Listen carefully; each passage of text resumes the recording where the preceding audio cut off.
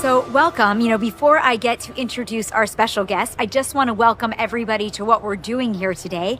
I'm Maayan Hoffman, Deputy CEO of Strategy and Innovation at the Jerusalem Post, and I have the honor of partnering here with Israel365 at the National Religious Broadcasters Conference here in Orlando, Florida, where we are able to reach out and meet with 4,000 mostly evangelical Christians who have come together, communicators, to share the message of their own faith and also to celebrate Israel and Israel365.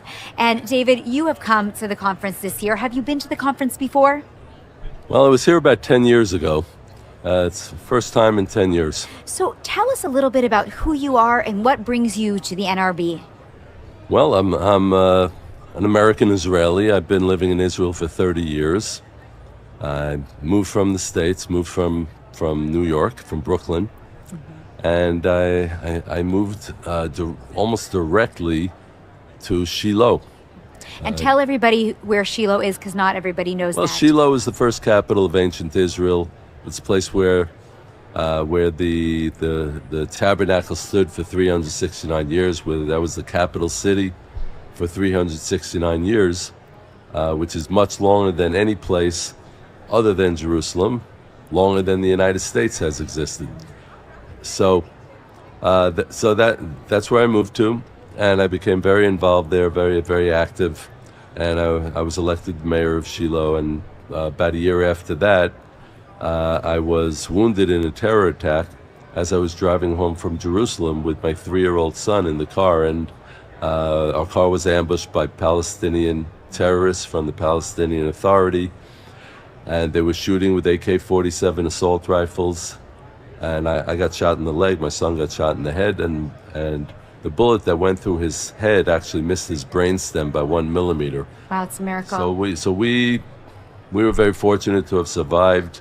In fact, the car wasn't even starting, and eventually the car started. I got to an ambulance, and so that's the story that launched what would eventually become the Shiloh Israel Children's Fund. And what is the Shiloh Israel Children's Fund? What are you doing with that? Well, after that terror attack, I saw the trauma that my son was going through, and as I explored it further, I saw that there were so many children who have suffered from the terrorism, and I had this vision of a therapeutic educational program that could heal trauma and restore the lost innocence of childhood for thousands of children. And that's what it indeed has become. And how many children have you touched so far over the years? Oh, thousands, literally. I want to encourage people to go to our website, which is ShilohIsraelChildren.org. Shiloh, S-H-I-L-O-H, Israel Children.org, and they can find out a lot more about what we do, the details about the programs, using animals and horseback riding therapy and art therapy, music therapy, sports therapy, multi-sensory safe room therapy, and on and on and on. And last question, your son was 3 at the time of the attack. How old is he now, and what is he doing? Well, we're 20 years later. Boy, time flies. Wow. And he had a full physical recovery. Emotionally, there are still some challenges because the Shiloh Israel Children's Fund did not exist at that time. And the truth is that to really heal trauma, I believe, and what our research has shown, is that you have to deal with it soon. You can't push it off and say everything's going to work out, everything's going to be okay. Well, thank you so much for being with us today. I really appreciate it, and I wish you so much luck being able to connect and to get the job done that you came here to do. Thank you, Maayan. I appreciate it. All right, so first of all, I think that everyone knows you, but nonetheless, for all of our viewers abroad who are watching, the millions of people from the Jerusalem Post, tell us who you are and why you are here at the NRB. Shalom. It is my privilege and honor to have already gone to the holy city in the land of Israel. We are here at National Religious Broadcast Convention, encouraging many people to keep on going and using tools to encourage one another. My story, though, basically started in 1982, where I was born with no limbs, and I really hated my life as a kid. I was bullied, and I felt like there was no hope and future for my life. And at age 8 to 12, I went through depression. I attempted suicide at age 10. And I felt like there was no purpose for me. And I started my faith journey with God as a Christian at age 15. And I realized that we do serve, of course, a God who could do all things. He's the God of miracles. But sometimes when he doesn't give you a miracle, he can still cause you to be a miracle for someone else. And so I started my personal journey with God at 15. Age 17, I was thinking I'm going to be an accountant, a financial planner, an investor. Not a bad I was job. already investing on stock market. I bought my first house in 2002 as a 19-year-old. And I came from a family that always taught me to be thankful for what you have, work hard, and do what you can. But I never thought that I'd ever be a speaker. And it was the janitor that cleaned the toilets at my high school who came up to me after he saw me do a little speech in front of the whole school. And he said, "You're going to go around the whole world and travel and speak." And I'm like, "You're a crazy old man." And we know that, public speaking is the biggest fear in the world. Google says second biggest fear is death. So some people would rather die than before they become a public speaker. And now I've traveled, and just shared my story. Tell me a little bit about how you actually connected with your faith at the age of 17, and what does that ultimately have to do with Israel? Well, we look at the Torah, and Jeremiah 29, verse 11, it says, "For I know the plans that I have for you, declares the Lord, plans to prosper you and not to harm you, plans to give you hope in the future." And we understand to never come to Israel to proselytize, but we know that as a Christian faith, we can never have a faith without the Jewish brothers and sisters. We're a branch off that. We're never the root. And so in our Christianity, we believe in the Bible, and we want everyone to know that the Christians stand with the Jewish people. We pray for the Jewish people. We pray for the peace of Jerusalem. And we know that in our scriptures as well, how important Jerusalem is. Well, not everybody can be as inspirational as you. And you talk about the Christians supporting Israel out of their faith, their connection to the Bible, the praying for Jerusalem. But the younger generation is disconnecting more and more. So what do you, somebody who is inspirational, say to that generation to ensure that your message carries on? When you have fear and depression, anxiety, addiction through the roof, and there is this hunger and thirst for purposeness again. It's more than just existing. It's more than just coexisting. It's more than just being and doing good and obeying the laws. It's understanding that we are human beings that are irreplaceable, and while we are here, that God through us can be His hands and feet. And there are some people of the next generation who don't understand how, when you know the truth, you can tell people the truth in love. I don't need to necessarily believe what you believe. And if you ask me if I believe what you believe, I can tell you why I don't believe what you believe. But don't judge me if I don't believe that way. I mean, what we must understand is we must unify in America. Long gone are the days where people look to America. We are on a ventilator. We're done. We're crippled. We're on a ventilator. How do you help the state of Israel if the population that you're speaking about is on a ventilator and unable to survive on its own? Israel, do not look at America, look at your God. Your God stands with you. In our scriptures, when the enemies come against Israel, God Himself will open up the earth and swallow your enemies. That's what our scripture says. So you don't have to fret. You don't. In fact, the safest place is going to be in Israel, according to our scriptures. So we must understand that the world war is going to come. It's going to come against Israel, but the earth will swallow up your enemies, Israel. So don't look at Americans. We failed God. We failed. God bless America. We're praying for revival. Wrong. We're praying for repentance. I'm going to tell you something I'm not going to tell anybody else. Ready? It's just being live streamed to like 1 million people, fine. so don't worry. So listen very carefully. In September 2024, don't hold me. You can't handcuff me anyway. You won't find my fingerprints when I say something. Ready? Pray for me. I've had a grenade at my house. I've been kicked out of a bank. I had the FBI bomb squad at my house. It's been insane the last couple of years. We counted the cost to standing for truth. In September 2024, we feel God wanting us to organize... Us being the Christians. Us being the Christians. To organize an event called America Repents. America Repents. We do not deserve one more blessing from the God of Abraham, Isaac, and Jacob. We have allowed the sexualization of children happening in our own nation. Money is still our God. So we are a crippled nation, a Christian body on a ventilator, and I'm praying for September 2024, 1 million people gathering at Washington Monument, D.C. You're going to hear about it on social media. We are going to repent. Repent. We're the number one human trafficked nation in the world.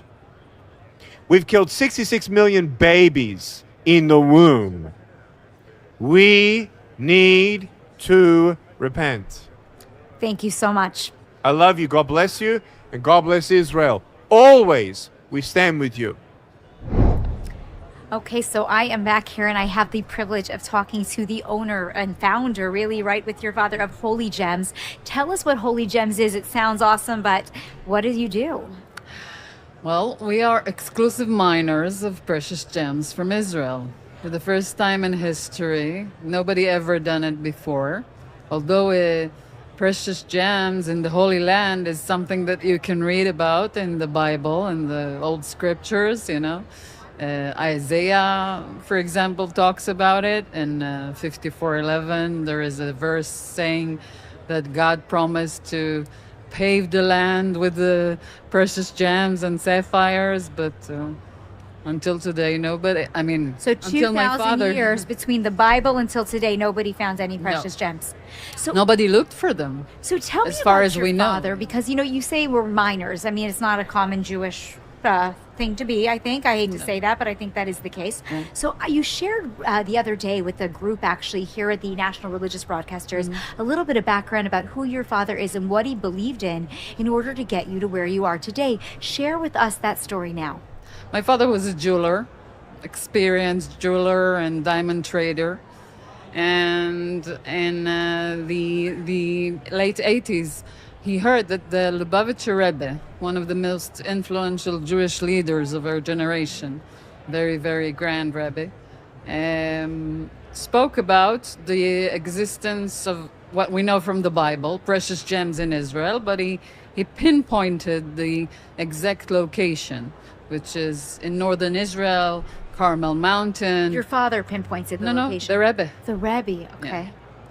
And then my father heard those words that the Rebbe said, that there are precious gems in Israel. And he said he was a very strong believer and follower of the Rebbe. And he said, if the Rebbe said it, so it's probably true. And he started this venture against all odds, by the way, because all the geologists and scientists thought at the time that it was not possible. But my father said that if the Rebbe said it's true, so it's true. And how many years ago was that? 25. 25 years ago. And when were the gems actually discovered? Well, along the way, we found traces, and we knew that, each year we knew that we are going to the right direction. But the final approval of finding the deposit for the first time in Israel was 3 months after he passed away. Oh my goodness. So he must like be watching Moses. and, wow. Once we received the certificate of discovery that we are officially have a deposit in Israel, so we established Holy Gems, which is a jewelry brand with the aim or the strategy to give to control the path of the gem from the mine to the hand of the customer, so we can give a certificate of origin, which is very rare in this industry in general. But our origin is what is the main added value of our jewelry and our gems. And I want to talk about that, but first just tell me practically, what kind of gems are we talking about when you say precious gems? We have sapphires, we have red garnets, which are also common, and people know those gems. Black spinel is what you're wearing, yeah. the black spinel.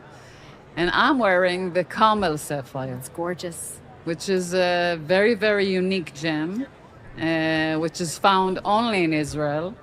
And its story in itself is very special, because once we found it, we didn't really understood what it was. So we sent it to be tested and investigated. And the scholars that were looking at it, they said that the conditions, it's a new mineral to science. In 2018, they declared it as a Mineral of the Year by the International Mineralogical Association. And they said that the conditions that had to be in the depth of the land for these gems to be formed do not exist anywhere else in the world. Wow. Meaning that it's like a scientific proof that this land, it's special, you know? They talk about the Holy Land in terms of spirituality, specialness, spirituality, Quality historically, quality of wine, quality of agriculture in general. But they never thought that, you know, the depth of the earth in this specific region is different, is actually naturally different. How can people get them? I mean, like, I live in Israel, so I'm assuming I have access to purchase a holy gem. What about if I'm here in the States? Can you order online? How do you find your jewelry? Yes, we sell them online, holy-gems.com. Okay. And we also working now, because of the demand, as you say, people want to buy them, but the internet is less comfortable to, if you want to buy a luxury jewelry, you want to touch it, you want to see it. So we are working now also on opening branches all over the world. So in the United States is part of our goal. Miami, New York, Los Angeles, all the... Amazing. Well, it is such an honor to speak to you. I Thank you. know that our viewers are not able to go and to check out the table, but hopefully they will go online. You said it's a holy.gems.com and to see... Holy... hyphen. Hyphen, yeah. Holy-gems.com and Yeah. to see the incredible jewelry, because I had the privilege of walking over to your booth here and it is amazing. So Thank I you. hope for them that they will check it out, and I wish you a lot of luck. Thank you. Thank you very you. much. Thanks for having me. Yeah. So we want to start by just figuring out who you are and what you're doing here. So tell us about that for those of people who are watching and don't know. Well, I'm a general retired from the IDF. I served 30 years. I retired 6 years ago. And I was always passionate about what is needed for Israel to be secure for generations to come. So 3 years ago, I founded a new organization. In Hebrew, it's called the Bitchonistim, like the security experts. Yeah. And in English, it was very hard to say Bitchonistim. So we had to find a different name. We called it IDSF, Israel's Defense and Security Forum, Okay. dealing, with the national security. And within time, everybody got a costume here in the States to IDSF, and now they don't know what is the original, why it's called IDSF. So when they ask me what the S stands for, I say IDF Superstars. That's great. Now, you shared recently a story about when you were actually a general, as you said, in the army, and you needed to work in one of the wars to train your soldiers to be ready to be in the battlefield. You had 3 weeks off, vacation, preparation, and 1 week was training, but you chose to do a different kind of training. Tell me a little bit about that scenario and what happened and how that influences what you're doing today. So, I became a battalion commander of a combat engineer battalion in April 2002 in the beginning of Operation Defensive Shield in Judea and Samaria. Uh-huh. And I found myself with my soldiers fighting day and night for 10 months, every day, day and night, foiling terror attacks, operating all the time, and it was very, very intensive. 10 months is a long time. And at the end of these 10 months, we were told we have 3 weeks to organize, and we are going back for another 10 months, which was really unheard of. I never experienced something like that in the army. And I had a chance to speak to all my battalion, 800 soldiers. And I found myself asking them a very strange question. How many of you have ever been in Jerusalem? And I found out that half of my battalion has never stepped foot in Jerusalem. This is Israeli soldiers. And I understood that they're not really understanding what they're fighting for. Because when you fight for such a long time, you need spirit. You need to really be connected to why. Why is it that you are fighting? For what are you fighting for? And, we had 1 week of vacation and another week to organize our equipment. And 1 week of training, I said, you know what? We're not going to train. I'm taking my whole battalion for a whole week to Jerusalem. And I took my whole battalion to Jerusalem. 800 soldiers to Jerusalem. We started by visiting David City, and really connecting to the history 3,000 years ago. We went to the Kotel tunnels, the old city. And then we also, visited modern Israel. We went to the Supreme Court and we went to the Knesset. And in the last day, 800 soldiers sat at the president's house and talked to the president. Unbelievable. And when we came back to combat, this was a completely different battalion. They were full of spirit, really understanding what they're fighting for. And they excelled in combat. I didn't lose even one soldier in combat, and we managed to foil 100% of the terror attacks in all the 10 months that we were in fight. And you attribute this to their visit to Jerusalem, to the holy city? Definitely. I think that this really transformed them. It brought spirit, conviction. And it was so amazing what they were doing that the chief of staff invited me to his office to really understand what's going on with this battalion. I told him the story. He was amazed. And it was so amazed by that when I finished my position as battalion commander, he chose me to be his aide-de-camp in his office, Moshe Bogi Elon. And so I found myself moving from the tactical level as a battalion commander to working under the chief of staff of the IDF. So take a vision for 10 years from now. IDSF continues to operate. More soldiers are educated, are trained, understand why they give back to the state of Israel. How does Israel look different? Oh, when I was deputy division commander of Gaza, I remember each time I had groups coming from the States, and they needed somebody who speaks well English to explain what's going on. And I was a colonel at the time, and they would ask me, Colonel, what's going on in Gaza? And I would say to them, basically from the day of Judges, nothing really changed. The Gazans, fight us. We bring the people, we fight them back. And again, the days of Samson. Yeah. But I told them this, at the end of the day of Judges, after fighting the Gazans again and again, it was written, and the land was quiet for 40 years. 40 years. Okay. And our rabbis asked, why write that? I mean, in the Bible, everything that is stated must have importance. And the answer is very simple. 40 years of quiet in the land of Israel is an event of biblical dimension. It never happened before. So we have to understand that we live in a place that will probably forever have wars and challenges. And in order to thrive, we really need to be strong. And strength starts with spirit, with a connection. This is the most important thing. And, with this spirit, then you can build an army, an economy, and technology, and all of that. But if you have technology and an army and there is no spirit, this is not the way to thrive. So we're building this, spirit in the young generation. And they are talented, they'll manage well in the army and with everything they'll do. Wonderful. Thank you so much. I really appreciate it. Thank you. Thank you. Okay, so we're going to get started by talking to Mr. John Solomon. John, tell me who you are and why you're here at NRB. Well, I've been a journalist for 35 years, grew up at the AP for 2 decades, went to the Washington Post, The Hill, and then I started my own news site called Just the News about 3 years ago, we cover faith, we cover security, we cover politics. And so there's a lot of that discussion here today. And so we thought it'd be a good place to be here. And I have a regular TV show, and we're broadcasting live here for the whole week. Amazing. Now, tell me a little bit about the nature of your relationship with Israel and why that is so important to you to come and to speak to Israel365 and the Jerusalem Post. Well, we have a full-time Israeli correspondent, Madeline Hubbard. She's in Jerusalem, and so she covers things for us every day. We have understood the relationship between America and Israel is one of extraordinary importance to both countries. And at a time when so many Americans aren't getting the facts about what's really going on the ground, media coverage in America seems to be heavily slanted often, or there's just a blackout. There's just entire things that people aren't reporting on.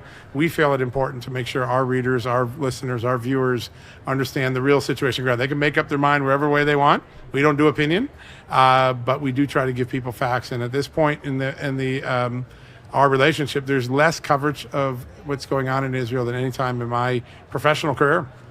So give me an example of some of the stories that are being left out. There's journalism through commission, and there's journalism through omission. And I think the omission of large parts of the last 3 years' history gives the American people a false sense. Are there overtly false stories? No, but the omission creates a false portrait of what's going on. And then when there's a concern about Israeli action, people don't have the context. Well, this came after all these Iraq attacks, after all these civilian losses. That's the gap. And I think a lot of what happens in today's coverage of Israel is journalism of omission, not giving people the context, the history, and what's really been going on the ground for a long time. And that didn't happen 25 years ago. Every major news organization, I grew up in the AP. We had a correspondent in every region of every country. And today, newspapers have so few foreign correspondents, they've turned the dial down, and I think to the detriment of the American people. Your news outlet is faith-based. You don't give opinion, but you're a faith-based news outlet. Yeah. Does that give you more or less credence when we talk about reporting the news? Listen, faith is an important part of every society's culture. It has been since the beginning of humankind. And I think today there is a stereotype of faith that a lot of the elitists in media have, that somehow people of faith are weak or they're extreme. And positions that we took years ago that would be considered mainstream today often are heaped criticism upon, and we don't know why. Faith is practiced just as widely in America today as it did when I was first growing up, but the way it's covered is significantly different. We try to just cover people of faith as neutrally as we cover every other person in our purview. And I think not putting our finger on the scale, not using loaded adjectives, not using, there's this interesting thing. If now they've created a term, it started on the left, but now the media's adopted Christian nationalists. What does that mean? I don't know what that means. It gets applied in so many different ways. Sometimes it's applied to someone who's truly a terrorist. Sometimes it's just a person that loves America and is Christian. We have these terms that have become all-encompassing without a true, honest definition, and they're now used to paste large amounts of people into categories, into labels. And our goal is to not label people. Our goal is to be as neutral as we can, give facts to the American people, let them make up their mind. One of the predispositions in the industry, and I saw this when I was at the Washington Post, there was an evolution going on, I'd say about 17, 18 years ago, where reporters began to think it was their job not to trust the American people to give them facts and they'll make up their mind, but to help them make up their mind and craft a story in such a way that you led them to an inevitable point of view. And one of my editors at the Washington Post, who I had great regard for, he comes out of Watergate. He edited Woodward and Bernstein during Watergate. Len Downey, someone I looked up to and I learned from greatly. He recently said, I think journalism should abandon objectivity and try to create some greater moral clarity. That's I don't know what moral clarity is, but it was never taught to me in J school. Our goal was to give people facts, make sure they were accurate, precise, that you were fair and balanced and neutral. That's all you can do as a journalist. This idea that we now have some ivory tower calling to create a moral outcome, I think is what's harming journalism and disserving the people who read and watch and listen to our publications. Well, thank you so much. I really appreciate hearing your opinions today. Thanks a lot. Thanks. Okay, so I have here with me, why don't you tell us your name? Raymond Arroyo. And Raymond, you are a journalist and an author and a lover of Israel. So tell me a little bit about your role here at NRB and why you want to talk to us. Well, I've written a new series of books for children. We call them turnabout tales. And I think all of us have turnabout tales in our lives. In this case, these are historic figures in their youth.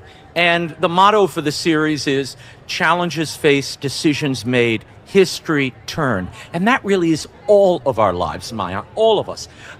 We face a crisis, and I think so many young people, because of social media and peer pressure, think, I've reached an obstacle, my life is over. No, your life is beginning. This is the portal to your life.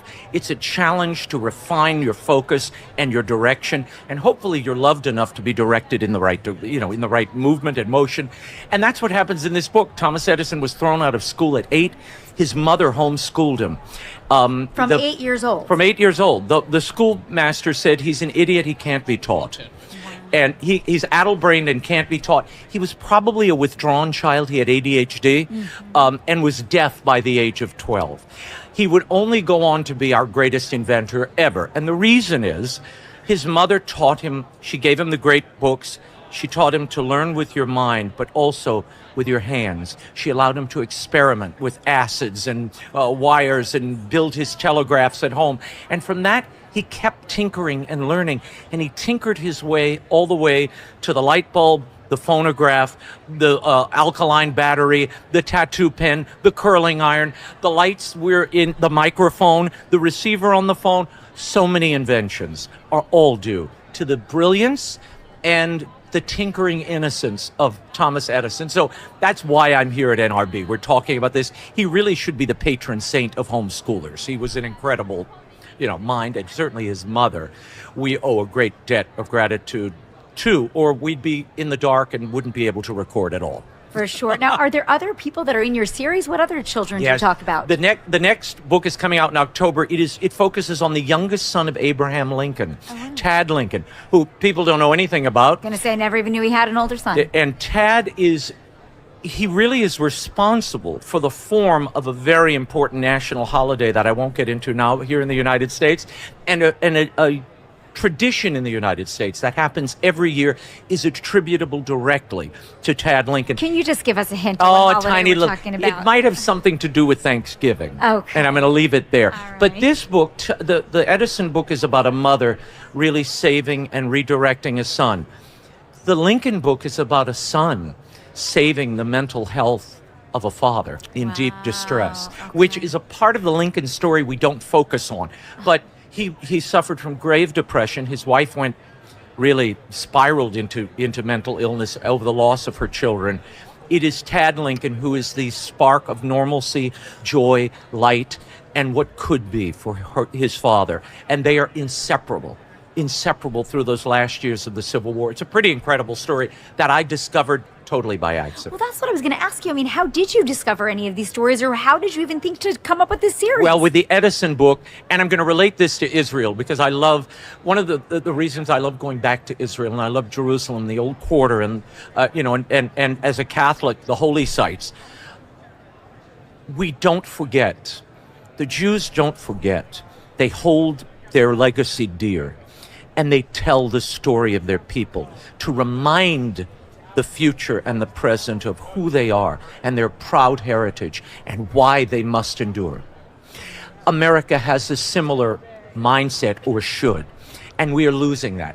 One of the things I love about the Jewish people is their pride in their blood, in who they came from, in the shoulders they stand upon, and the land they occupy, the land that is their birthright. I've always loved that part of the Israeli experience and being welcomed into that. Every time you go, you can't help it. I'm a native New Orleanian. We are also very proud about our music and our food and who we are, and that it's not only something you do or play, it's who you are. And I think Americans are increasingly losing that sense of place and who they are. And these are meant to bring you back. These stories remind you of the greatness, the innovation, the skill, the wonder, the love, the family that created America. And so that's a part of it. And that's how I discovered them. In the case of Edison, I was reading one of these huge biographies we never read. We get in the mail. You're a journalist. You get these things. 100%. And I put it aside. I really wanted to read it, but and I took it with me on vacation. And I'll confess, when I read a big book, I'll usually go to the last chapter and read that to see if it's worth the squeeze, right? So I read the last chapter, and there's an interview with Edison at 80-something years old, and he said, My mother was the making of me. If she allowed me to follow my bent, and if not for her love and devotion in me at a particular time in my life, I should never have become an inventor. And when I saw that, I said, what is this moment in his life, and who is this mama? I need to know. And I started this investigation that took me to multiple states, and the Edison labs still stand as he left them in 1931. The family gave it to the federal government. It is untouched. You can see his desk, and his vests and hats are still hanging in the corner of his office. Wow. It is incredible. You walk into the past when you step in. When I discovered this part of the story, I thought I wanted to make it a family read. It was originally a chapter book for older kids. I decided to make it a picture book. I call them family reads because everybody reads a picture book at some point. And that conversation between the ages is really what I'm after. And what's happened. I've gotten so many beautiful letters from grandparents and parents and aunts and uncles and teachers of the shared experience, what they learned together. Let me ask you this. I mean, you did this, you're now working on a series, but it seems that we really have a need to go back, as you said, to the glory of America and the history. Yeah. How do we encourage others to do it? And do you have a vision for other ways that people can tap in to this genius that you've started to create? Well, part of what I'm encouraging people to do, and I work at Fox News, and we may be doing some specials on this, is to encourage families to go ahead and read the books, share them, then go on your own little pilgrimage to these places. You can still touch and see the places that these people occupied. And there is so much to learn and soak up when you're there. Again, I'm going to circle this back since I'm talking to you and the Jerusalem Post. Place matters. And I think we all lose something if we don't gather there, absorb what they've given us, and then carry that example into the future. Too often, we just ignore the past and then stumble into the future. That's a bad way to roll. Well, thank you so much for being with us today. It is my pleasure. Thank you. What a joy. Thank you for having me. So I have with me today Ed Pierce, and Ed Pierce is here from the Lion's Den. Tell me, Ed, what is the Lion's Den? Well, the Lion's Den is basically an organization founded 7 years ago to bring together startup and early stage companies that need capital and worldwide application companies. And we put those companies together with investors. We have a U.S. base of over 360 accredited investors. We draw people from 25 countries and 18 U.S. states on average to come to Dallas for a major conference we have every April. And we put those two groups together and we get startup companies funded with capital. What kind of companies are you looking at? Are there a particular area of startups? It's really broad, but we like companies that have a technology leverage. We've had several, even companies that have like an online marketing presence out of Africa or Israel. We would love to have that as part of our kind of modus. You mentioned Israel and Africa. How many Israeli companies are you working with to date? We've had 3 or 4 that we've begun discussions with. And so we have one group that actually has some funding out of Israel that we thought very highly of, and it's launching and getting going. But we want to encourage that sort of that communion and that reciprocity with Israel, and that's why I'm so happy to get a chance to talk to you on your show. We greatly respect what you guys are doing. Well, thank you for that. I mean, tell me a little bit more about that. I mean, would you be looking to get Israeli companies to come to present to your potential investors?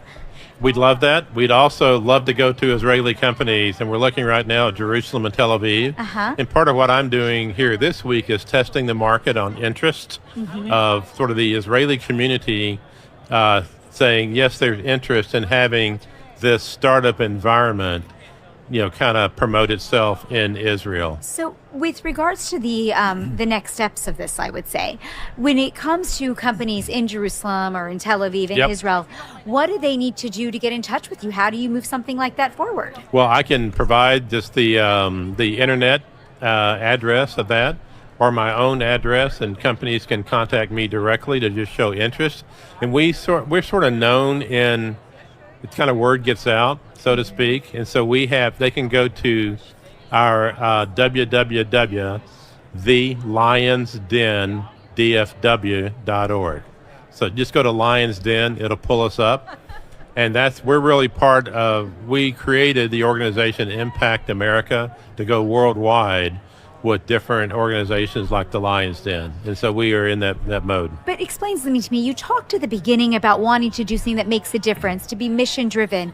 I mean, investing, it's something I guess that anybody with the capacity does. That's right. So what makes your Lion's Den different? Well, we ask the companies to be directional, to do not just social work like some social NRG might do, in Africa or something. We do have a religious component to what we do. And so we sort of promote the gospel, but in an inclusive manner and not exclusive. So we work with everyone across the board in order to work together to just improve the world with this business's mission purpose. Incredible. So what is just the level of investment? When you mentioned they have to be accredited investors, so is there a range of what kind of investment companies are getting, and what is the general amount of the that's portfolio? Great question to know. So we're more at that, if you looked at the halfway point of raising capital, that would be, we're in the startup phase to Series A, and so that's going to be almost always like US 500,000 to 5 million or 10 million US. That's sort of it. Now the companies from there really take off and they grow pretty quickly. Like we've had a company 2 years ago that does power supply companies in Africa. Cool. Hydroelectric power. And they started with 5 million. They raised that a week after Lion's Den. Great story. They're now in discussions with a major auto manufacturer for 25 million US because of the need to have hydropower for lithium battery mining. And so then their next raise is 100 million. But we want these companies that are just kind of on this growth curve and you have something kind of going on. We feel like we can bring together. Israel has such a background in tech-centric investments. I mean, it's like the smartest country in the world. So we think it's really where we ought to be to grow some technology-driven investments. Great. Well, thank you so much for being here. I really appreciate it. Thank you for the time. Nice to meet you. Nice to meet you too. So I have the honor here of being with Steve Werp, who runs Blessed by Israel, but is also somebody who is blessing Israel on a regular basis through various initiatives. How you doing? I'm doing great, Maya. It's great to be here again. Wonderful. So tell me a little bit about some of the initiatives that you're working on besides Blessed by Israel, which we will talk about. But you have an initiative where you bring together, I believe, Jews and Christians around the 9th of Av in Israel. Yes. Tell me what that is and who's involved. Well, it struck me a few years ago as I was reading Zechariah 8 that there are some fasts that are the Jewish people are involved in. And these are fasts, solemn fasts. And one of those is on Tisha B'Av. It's the 9th day of Av. And it's a remembrance of the destruction of God's temple. Not once, but twice. Correct. And so many other tragedies happen. But it also says that in the future, these will become feasts, festivals for the Jewish people. When the temple, I guess, is rebuilt.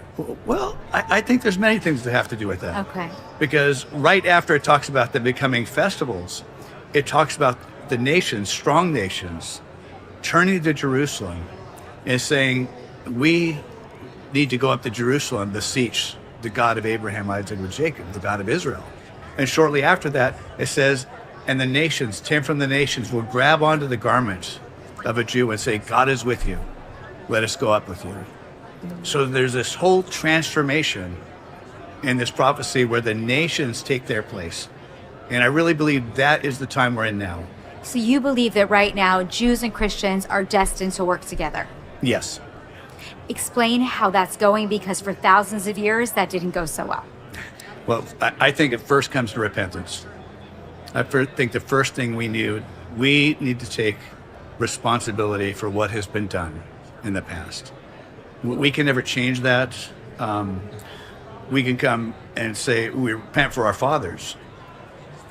But why? There needs to be a change in direction. The teshuvah is a change. And right now I believe God is having the Christian community around the world turn their faces and look to Jerusalem, look to what God is doing. The greatest miracle of our day is the Jewish people being regathered to Israel. So talk to me about what you're doing on a practical side with Blessed by Israel and how that feeds into this beautiful mission of bringing Jews and Christians together and supporting the state of Israel. Well, Blessed by Israel it was started with the BDS movement. And when it started invading in the United States under the Obama administration and trying to isolate Judea and Samaria from the greater Israel, saying that products made in what they want to call the West Bank, they don't recognize that as part of Israel. And so they were going to change the labeling. Our family sat down and said, we need to do something. We as Christians, if we don't do something today, we're no different than they were back in the 1920s and 30s and 40s. And we even know what that led to. So our family said, if they're going to boycott, we're going to do a boycott. So we sat down in 2016 and we went over to Judea and Samaria, started the business called Blessed by Israel, and we started exporting products from small businesses and families into the United States to share with Christians. We call it economic Zionism. Something that we learned from the Jewish communities over there is when they were brought back to the land, they weren't waiting for God to do something. Because they're coming back to the land, God was already doing something. He was keeping his word. And they made the choice, now that we're home, what do? We rebuild the ancient cities. We restore the roads. We plant vineyards. We plant olive trees. We raise our children and families and teach them about the ancient paths. And I realized that as Christians, so many times we were just sitting waiting for God to do everything. We didn't understand that we were to be partners with God. And being partners with God is being partners with the Jewish people. When it says, I will bless those that bless you, it has to do with serving. It has to do with humbling yourself. And so I don't believe it's just praying for Israel and crying out for Israel. We have to put our feet to the ground. We have to do something.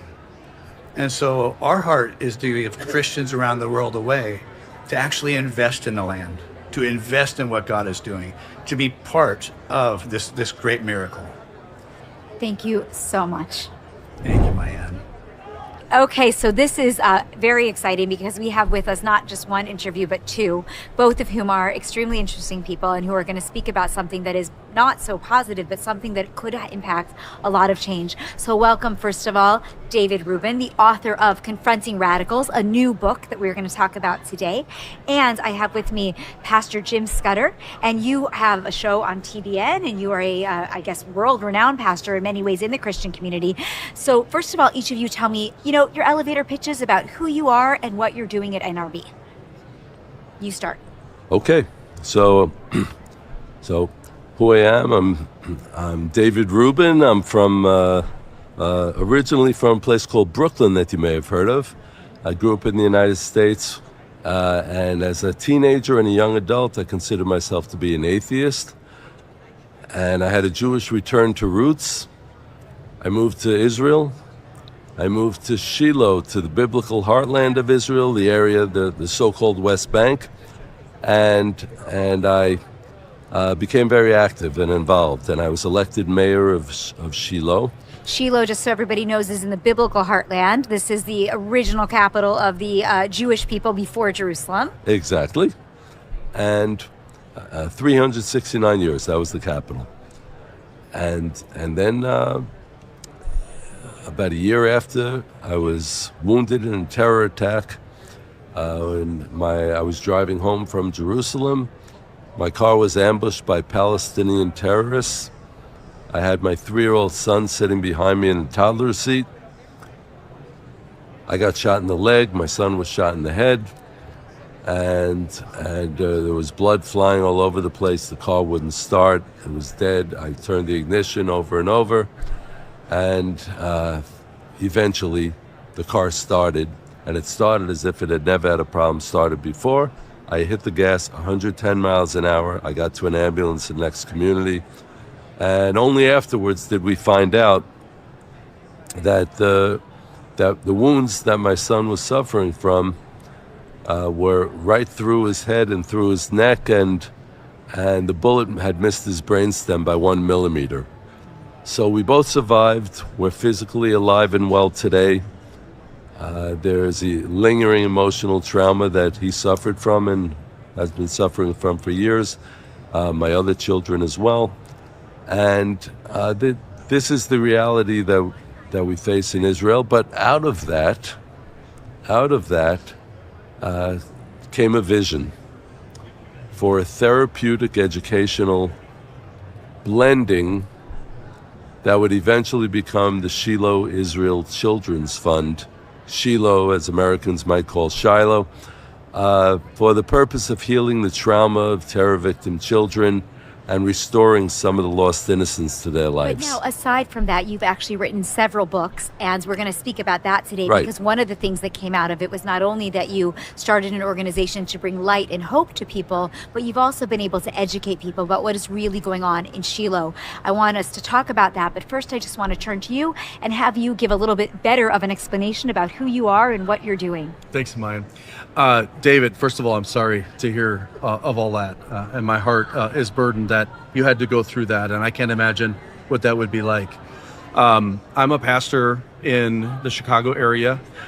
We have a heart for Israel. We have a love for Israel. We have a love for the Jewish people. My goal this year, since about 1 year ago, I came to an Israel breakfast here at NRB, and I said, Lord, I want to do more to show my love for the Jewish people. And since then, we've had great opportunities. The Israel Consul General came to my church to speak. We had an Israel Day.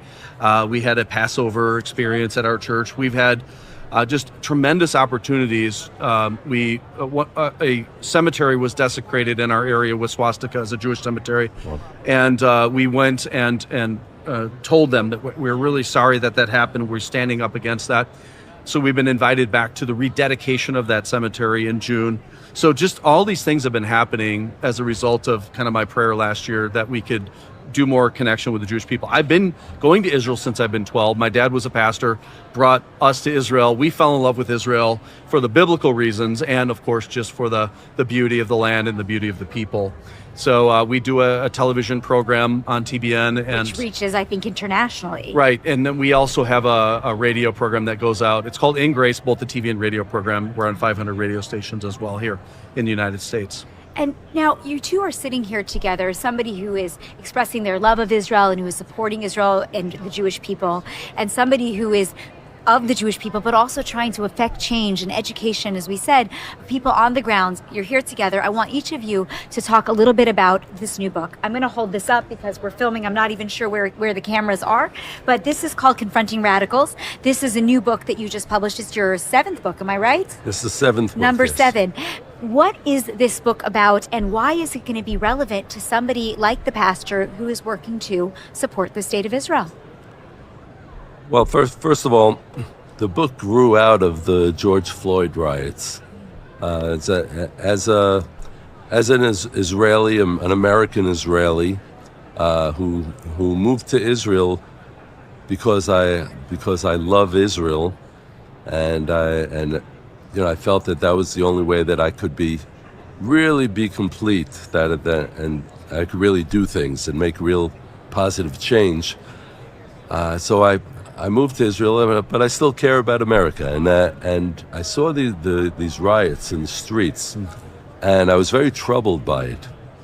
And I was troubled on a number of fronts, not just because of the violence, because I'm against violence, but also because of the things that I saw. There were certain symbols. There were the bricks on the street corners, and they were taking bricks and throwing it through store windows, throwing it at the police, throwing it at government buildings, tearing down monuments of American heroes. And as someone who loves history, I realized that a country cannot survive if it doesn't have foundations. You remove the foundations of any country, Israel, America, whatever it may be, and the country is going to collapse.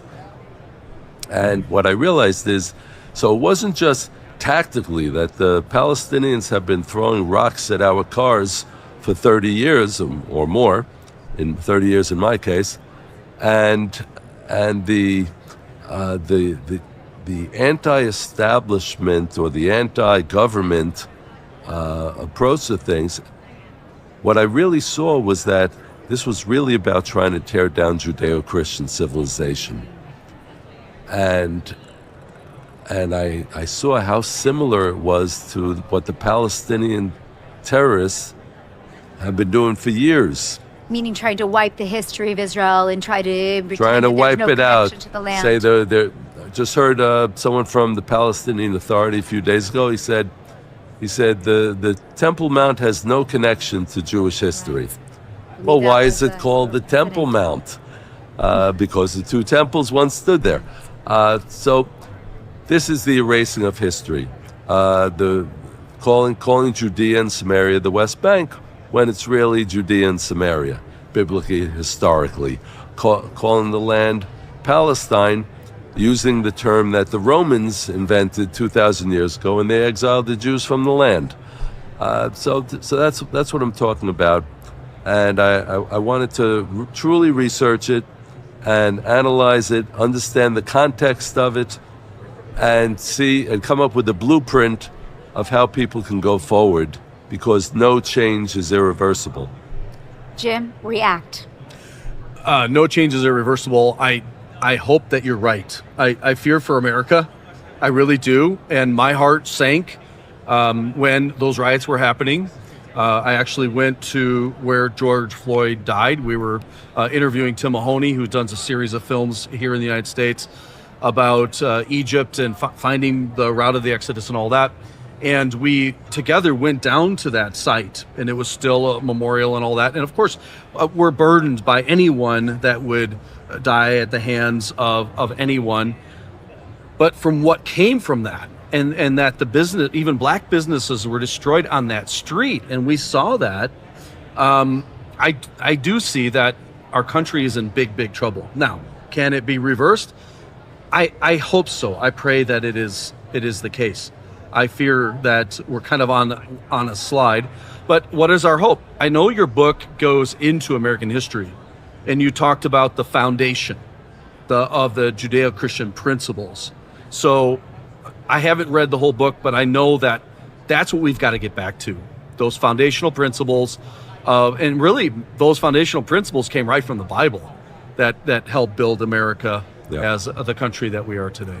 How do you get back to those principles? I think each of you should be able to answer that question. What are the next steps to confront the radicalism and to be able to take back the values that are essential to America and also to Israel, as we know? Why don't you start? I think re-educate. Like you said, there's some people that don't know some of these things. That Palestina was a derogatory term for Israel. So you correct that. You say, no, here's history. Here's what really happened. And you announce that, especially today where we have media, we have the ability to get this out nowadays, where maybe it used to be more censored or filtered. So speak to these issues. We're doing programs on In Grace, on American history. I call it the stories that the History Channel isn't going to tell you, where God did intervene in the foundation of our country. And there's many instances, even just George Washington having a bullet hole in his coat. God helped this country establish. I'm not saying that, we're a theocracy or anything like that, but we certainly are a nation built upon the fact that there is a king above any leader in our country, and that's God. Do you agree? I agree totally. The United States is a country that was built on biblical foundations. Thomas Jefferson, George Washington, and Benjamin Franklin, they spoke in biblical terms. True, the state of Israel had not been reestablished yet as a Jewish nation, as a modern sovereign nation. Yes, as a sovereign country again.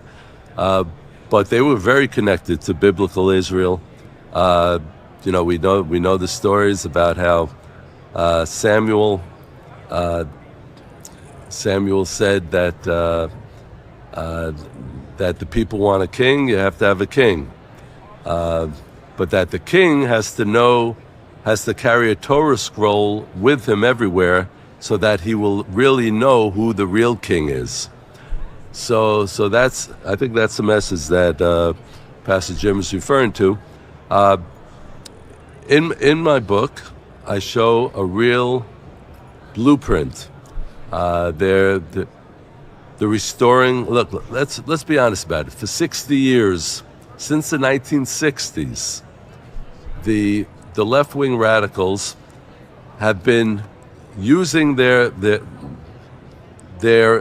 entry into the establishment to bring forth left-wing secular ideals. And that's how we got to this point where you have all this gender confusion, where you have all of this, the destruction of the traditional family, where you have the move away from God, and and the movement away from hard work and this entitlement culture. So every the Jews in the United States who came here as immigrants in poverty, they achieved what they achieved through hard work. Now, unfortunately, many of them left their heritage behind and are just assimilating into the culture, and their Judaism is going to disappear within a couple of generations. But the point is that those values of hard work and education and the traditional family and connection with God, those are the connections that we have to reestablish, that America has to reestablish if it is going to save itself. Now, I have to ask a question, because you mentioned now we can get the information out, we can explain the history, we can talk about the values. But the reality is today, people live and listen in 30-second sound bites, if that. We watch TikTok, we play on Facebook and on Twitter, but we're not necessarily reading books, certainly the younger generation. So how do you get that information out? I mean, is it accessible? Is it something that can inspire in a way? Otherwise, aren't we kind of doomed that our generation will know it, but nobody else will? A good point. And maybe we need to do better at boiling down these concepts, being shorter, and putting. And we have a lot of young people, even the ones that are filming us today. They know how to use the technology. They know how to make it succinct and get the message out there. So do more of that. I also think one more thing that America needs to do to survive is continue to stand with Israel, to support Israel. I think that God, I'm not saying he'll overlook things that we've done as a nation, but if we stop standing with Israel, supporting the nation of Israel, it's a miracle that Israel exists. It's a miracle, and it's biblical. It's a promise from God that this would happen. So let's stand with Israel. Let's teach these principles, and American history too. Biblical history. I think we're biblically illiterate. Most pastors really aren't preaching as much of the scriptures as they used to. They're preaching more feel-good messages. So let's get right into the Word of God, and let's go through that and find out what He says, and get back to our roots. Get back to our Judeo-Christian let's heritage. get biblical. I like that. Yeah. Well, look, there are a lot of ways, and you were speaking about the sound bites and speaking. So. Let's get Confronting biblical. Radicals, Confronting Radicals has been turned into a documentary film. Oh, wow, okay. We have the premiere screening here at the NRB tomorrow afternoon, and it is quick, and it is flashy, and it is powerful. Okay, but there's some real content there. We have to get the message out there to people, because there are a lot of people that don't understand about the collusion between the secular radicals and the far left and the Islamic radical ideologues at the same time. Now, you say that you offer a blueprint in the book, and I know we don't have that much time here, but I'm wondering if you can, in sound bites, explain to me at least the outline of that blueprint and what America can learn from Israel when it comes to confronting these radicals. Okay, so it's a combination of learning from our successes and our failures, Okay. which I prefer to call our mistakes. So for one thing, in confronting the actual radicals on the level of the violence, well, first of all, no appeasement. Okay, I remember when the George Floyd riots were going on, there were demonstrations in Seattle and all these places, and they were saying defund the police and do away with the police. Okay, they almost voted to do away with the police completely. And don't appease it by saying, okay, we're like Biden was saying, yeah, well, defunding the police is a good idea, and but defunding the police is appeasement. You don't appease radicals, okay? We did it in Israel for a while. We were giving them autonomy in Judea and Samaria and the Prisoner so-called swaps. West Bank, and we were holding up the promise of possible Palestinian state, What happened from that? The worst waves of terrorism that Israel has ever experienced. And they're still financing the Palestinian Authority, the respectable Palestinian Authority, are still financing every terrorist that wounds or kills an Israeli receives a stipend. The 3 terrorists that shot and wounded my son and me, they're in jail, but their families are receiving a stipend every single month that is higher than the average Palestinian salary. So don't appease that. Learn from socialism, from Israel's mistake with socialism. Okay, 1948, the state of Israel is reestablished with a socialist economy. Well, socialism in that case was to help people, but what came along with it? Monopoly. There was one television station in Israel for 30 years. There was one labor union. There was one health fund. Now, Israel came out of it. There's a roaring free market economy. And guess what? There are a lot of television stations, a lot of radio stations, and so on and so forth. And David, they are telling me that we have to finish up this interview. So really, we each have 30 seconds left to go. Final statements about Christians and Jews working together to confront radicalism. You take it, 30 seconds, and then you. Okay. So we have a very, very serious, critical challenge today. We have the Islamic ideologues that are trying to destroy Judeo-Christian civilization in the United States and elsewhere in the Western world. We have the secular leftist radicals that are trying to destroy Judeo-Christian civilization as well. We, people of faith, people who believe in heritage, on the Jewish side, on the Christian side, and the American side, need to be standing together in these times. Jim. First of all, it's an honor to be with you, David, and I love the city that you represent in Shiloh. I've been there digging in the dirt of ancient Shiloh. My friend Scott Stripling is the director there, and I'm going there in 2 weeks, so I can't wait to get back and maybe go see your town. What do we need to do? In America, we need to stand up. We need to tell the people as carefully as we can that we need to stop the lunacy, that we need to make sure that we continue to abide by the principles that our founding fathers established, because that's what made America the country that we have been, the light to the world and a bastion of freedom. We're losing that. We've got to get back to those principles. Thank you both so much. Great. Thank you. Thank you. So welcome. We have with us here now Dennis Prager. I think it goes without saying that I don't need to explain who you are. Thank you. Thanks for being with us. That's the sweetest introduction. I don't have to say who you are. That's very kind. Well, it's very true.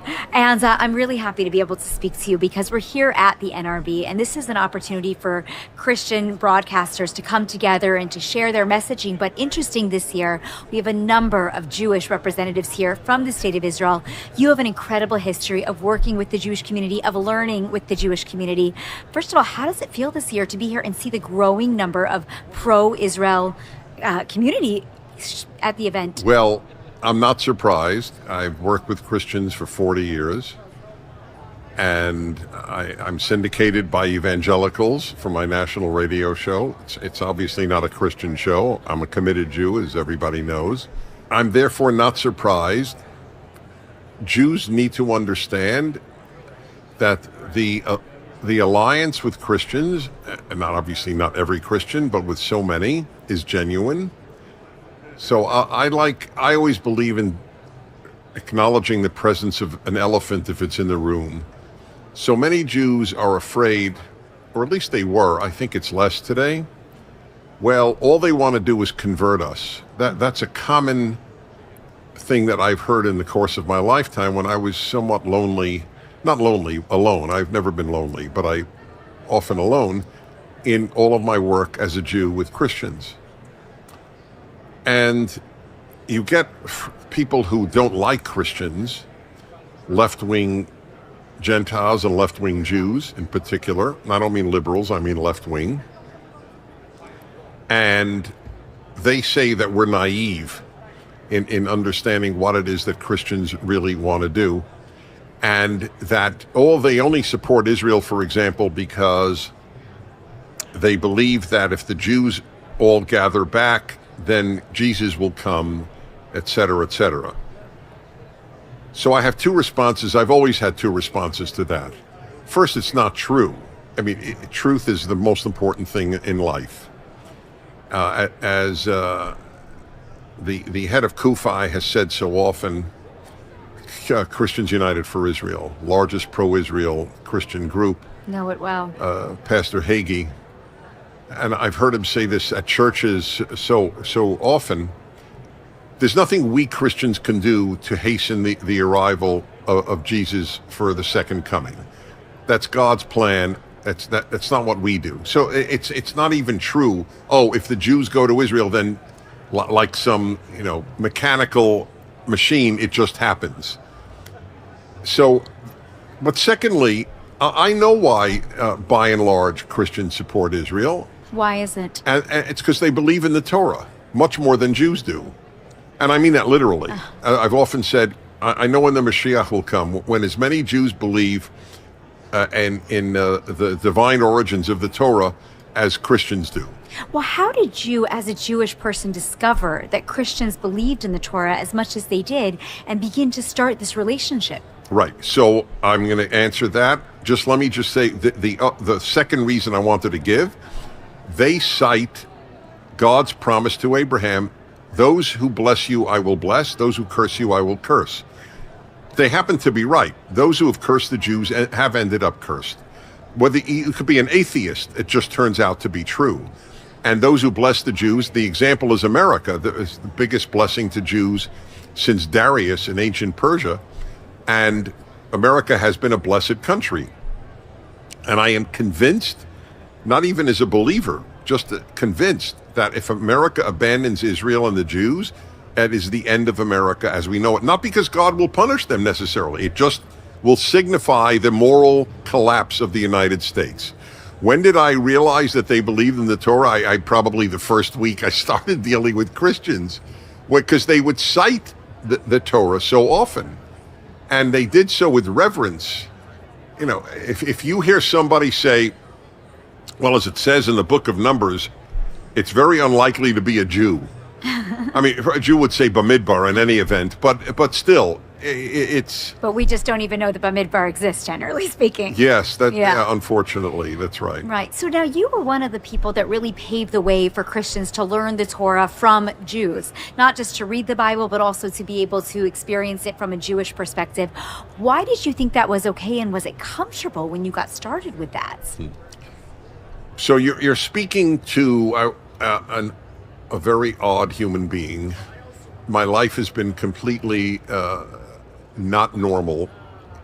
I acknowledge it. And at a very, very early age, when I was 16, I wrote in a diary I kept in high school. I know exactly what I want to do with my life: influence people to the good. And very shortly thereafter, I thought the best vehicle I have is the Torah. And so I have an example. I say often, you really want to defund the police? I know exactly the way to defund police. Have everybody live by the 10 Commandments. You can't deny that. If everyone lived by the 10 Commandments, you would need no police. I have said to my fellow Jews all of my life, we're the only group of religious people without a mission to the world. You ask a Muslim, what is your mission to the world? To bring people to Allah, Muhammad, and the Quran. It's clear. You ask a Christian, what is your mission to the world? Bring the world to Christ. To bring the good news. That's what evangelize means. Ask a religious Jew, what is your mission to the world? I have. Yes. I have asked this all of my life. I grew up in the yeshiva world. And I asked it then, what's our mission to the world? And they would either I'd get, what do you mean? Or we don't. That's not our business. Our business is to keep the mitzvahs. I thought we have to be a light unto the nations. Yeah, but that what does that mean? So there's You don't talk to the nations if you're a light. Do you speak? Lights don't speak. That's true. We're supposed to speak to the nations. Jews believe from the Talmud, the reason for Jew hatred is Sinai, Mount Sinai. It's a play on words of the rabbis. The great Sinah comes from Sinai. The great hatred comes from Sinai. It's a play on words, right? Sinah and Sinai sound similar. They're spelled differently, but they sound similar. And they're right. The hatred of the Jews comes from Sinai. So the solution to the great hatred of the Jews is to bring the world to Sinai. But we don't do anything about that. Nothing. The only Jews with a mission to the world are secular Jews. Bring the world to environmentalism, to feminism, to socialism, to Marxism, right? The Jews with a mission to the world don't give a damn about Judaism, and the Jews who give a damn about Judaism don't talk to the world. It's a bad situation. Well, when you started allowing, or I should say, opening a window to the Torah, to the Christian community, did that go well? Were they receptive? When Christians see a Jew who takes the Torah seriously, they're thrilled. Because they're so used to meeting secular Jews who want to bring them to Marx, or to Freud, or to Soros. That's what they think, and they're right to think that. Those are the Jews they meet. Right. Well, certainly in the United States, that's definitely the case. Now, tell me. Well, it's not better in England or France. It's true. Look, American Jews are very in very influential positions, but it's true everywhere. Uh-huh. Now, talk a little bit about the backlash that you got. I understand that when you did do this, that people were not as receptive as you might have thought they would be. Was it something that you felt okay to continue and to pursue despite the backlash that you got? And certainly, we look at Jews and Christians historically, it's changing a little today, but who have worked together and they've been ostracized. You know, Jews are called Jews for Jesus, even if they're following the Jewish religion, when they get too close with the Christian community, because too many red flags go up.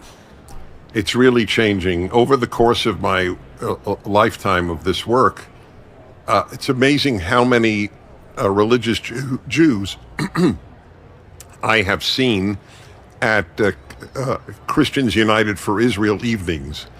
Bearded rabbis. I mean, and the irony is, maybe it's not ironic. Most of the Jews who attend Christian functions to honor Israel are Orthodox Jews. Why is that? Well, because non-Orthodox Jews have a greater suspicion of Christians, ironically. I mean, it really is, there really is an element of irony there.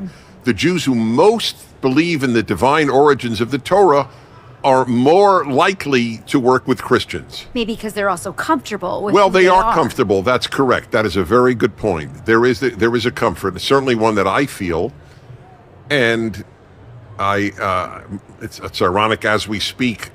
My latest video at PragerU is what are Judeo-Christian values. I have never deluded myself that there's such a thing as Judeo-Christian theology. If we had the same theology, we would either all be Christians or all Jews, obviously. But Protestants and Catholics don't have the same theology. So what? From a Jewish standpoint, people say to me, thank you. So people say to me, another objection from Jews, you work with these people, they all think you're going to hell. So I have an answer to that.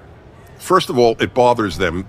Yes, that every Christian I know, and I know many, many, many, many, and many well, is not happy about the theology that they hold that says that if you don't believe in Christ, you're not saved. It troubles them. In fact, I discovered at a very early age, it bothered them much more than it bothered me. It doesn't bother me if you believe that I'm not saved. Why would it bother me? As I tell people, I only care about how you treat me, not where you think I'm going when I die. No, and it's not a cute point. How do you treat me? And the people who treat me best as a Jew are Christians. Interesting. So also, isn't it basic Judaism, that we don't judge people by theology, we only judge people by behavior? That is the greatness to me of the Torah. That the God's biggest concern is how we act, not the way we believe. I'm talking about Jews. God wants Jews to believe in him, obviously, but I'm talking about mankind. Mankind, God judges the non-Jewish world, which is 99.9% of the world, by their behavior, not by their theology. Now, if you work against belief in God, that bothers God. But if you just have your own belief system, you know, Judaism does not believe every Aztec went to hell. That's true. So let me ask you this. I mean, it seems like we were building Jewish relations with the Jewish and Christian relations, and as you said, it was sort of reaching this heyday. But the truth of the matter is that Jews and Christians and the younger generation are disconnecting from their faith. Every survey that comes out shows that younger Jews and younger Christians no longer are aligning to their faith the way they used to. So isn't a lot of what you've been building over the last years at risk? Yeah. Well, name me a time when the great majority of people did what is right. The world survives on the basis of outliers. All good on earth is done by outliers. The sheep do no good. Most people are sheep. That's just a fact. It is built into the human condition to be a sheep. We saw it during COVID. Israelis were sheep, by the way. It was more disturbing to me how Israelis accepted lockdowns than it was even that Americans did. Interesting. Now, why because I assume that Israelis are A, science-based, and B, are a bunch of nonconformists. That's the Jewish self-image. Yeah. Well, I'm wrong. Well, I don't know. I mean, as somebody who wrote about COVID, I'm not sure about that because I in the am. beginning, we followed like sheep, but then we didn't. Is that true? Oh, that's very true. In fact, I'm first happy to hear lockdown, that. Everybody went right in, and then nobody went in again. So it was not really like that's that. a relief to me to hear. Somebody who lived in Israel during the time. So while America was locked down, Israel was not? Well, we were in theory locked down, but there was nobody actually locked down. We just had how long were schools closed in Israel? So the schools closed more because that was a government Okay, that was disgusting. But what happened... That hurt children. 100%. Okay, yeah. So the leading Israelis and leading Americans hurt children, and people will do it again. They don't care if their children are hurt because the avodah zarah of our time, the idol worship of our time, is experts. Ko amar Hashem, thus saith the Lord, is experts say. When people hear experts say, they stop thinking and they even hurt their own children. So how does that play out in what we're talking about today with Jewish-Christian relations and what we're seeing there? Are there experts in here that people are listening to, and why do you think that people should listen to these experts and feel safe? Well, first of all, the reason that so many kids are leaving religion is because they are brainwashed secularly in their schools. Meaning the woke movements, those kind of things? No, not even woke. Just the brainwash was pre-woke. Okay. Schools were secular. God, Bible were non-issues in American schools all of my lifetime. Now there's a hostility to them, but ignoring them is a form of hostility. So the other reason is most Jews and most Christians don't have a clue as to how to explain their religion to their children. Most people believe if I am X, my children will be X. By the way, Americans fail to explain America to their children. Right, it's not just among religious people. Why don't most kids feel patriotic towards the United States? When I was a kid, I got the chills when the national anthem played. I'm not sure that all kids today even know what the words to the national anthem are, let alone get chills when they hear it. People don't understand the Torah admonition that you will speak about these things when you rise up, when you walk by the way, when you go to sleep, and so on. You have to teach your children your values all day, every day. I mean, not obnoxiously, but you have to do it. And Jews, Christians, and Americans, and Westerners in general forgot to do that. So it all sounds, very good, but how do you get it back? You're talking about it, but if the parent by making the next case. door is not. All right, you make the case. That is what I know my own life has been devoted to. Now PragerU is devoted to making the case. Listen, we are having an impact. I mean, I'm writing a Torah commentary for the world called The Rational Bible. Okay. 3 volumes have been published. Excuse me. This has been a long day of talking. I understand. 3 volumes are published, Genesis, Exodus, and Deuteronomy, What makes it rational? because I only use reason to come to God. There is no word in my commentaries that says take this on faith. If it doesn't make sense, I don't write it. And if it doesn't make sense, I acknowledge this doesn't make sense. There's only once in all of my commentary that it happened. And by the time of the book of Numbers, the 4th of the books, I even figured out a solution to that. But I don't want to get it. It's too many detailed. details, yeah. I believe everything in the Torah makes sense. And when I was in yeshiva, it bothered me when the rabbis did not explain why we do anything. But they didn't have an explanation, so I'm not blaming them. I'm just saying my religiosity is not based on faith. Or as I put it this way, I don't believe in the Torah because I believe in God. I believe in God because I believe in the Torah. The Torah is my vehicle. Torah and reason are my vehicles to God. And it's pretty powerful when those cases are made for a lot of people, Jew or non-Jew.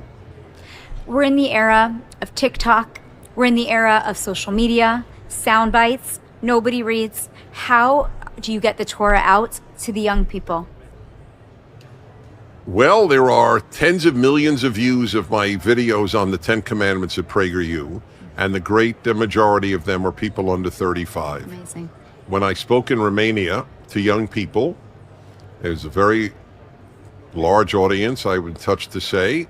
They had a Romanian translation of my book on the 10 Commandments. That was actually one of the highs of my life, because I felt, wow, that's my dream, a Romanian explanation of the 10 Commandments that I wrote. And I won't live forever. I'm well aware of that. I would like to live a long time because I want to see this play out more even. But, nobody gets into their promised land. That's one of the great lessons of Deuteronomy. If Moses didn't get into his promised land, Prager won't either. So give me a vision, 10 years from now. How do things look different because of the work you're doing? I don't know. I never make predictions. Who would have predicted that the average Harvard graduate says men give birth? There's only one explanation for that. You become stupid at most American universities. And because high school dropouts don't say men give birth. Only people who went to prestigious universities say that. So who would have predicted? I make no predictions. I'm not an optimist and I'm not a pessimist, and I'll tell you why. Optimism and pessimism lead you to do nothing. The optimist doesn't fight because he thinks things will work out. The pessimist doesn't fight because he thinks things won't work out. So I'm neither. All I know is I am obligated to fight. I'm fighting for America, for basically American values, Western values, which are rooted in the Torah. Margaret Thatcher said, we are a Judeo-Christian civilization. That is correct. Remember, for those who don't like that term, there are no 2 religions on earth that share a Bible. There's only one exception. Jews and Christians share the Old Testament. There is no other. Muslims do not share any Bible with anybody else. They think we screwed up our Torah. They do. That's the Muslim belief. 100%. And they believe the Christians screwed up the New Testament. So you can't deny that there's Judeo-Christian values when we share a Bible together. We don't share the entire Bible together. We don't share the New Testament, but the vast majority of the Bible is the Old Testament. Right. Last question. You said you're not going to maybe, God forbid, make it to your promised land, but if you could, what would it look like? That everybody in his own way, and that's the way Judaism envisions it. Everybody in his own way will come to Sinai. Will come to this one God who says, "Do not murder and honor your mother and father," or specifically honor your father and mother. And yes, to be provocative, but only because I believe it, who says also in Deuteronomy, a man shouldn't wear women's clothing. Very few rabbis talk about that. Non-Orthodox rabbis wouldn't touch it. And Orthodox rabbis don't want to get quote unquote political, which means that they don't want to courageously confront the culture. I don't want the pulpit to be political, but if you can speak out about the destruction of male and female as the way God created the human condition, then what is your religion worth? Thank you so much. My pleasure.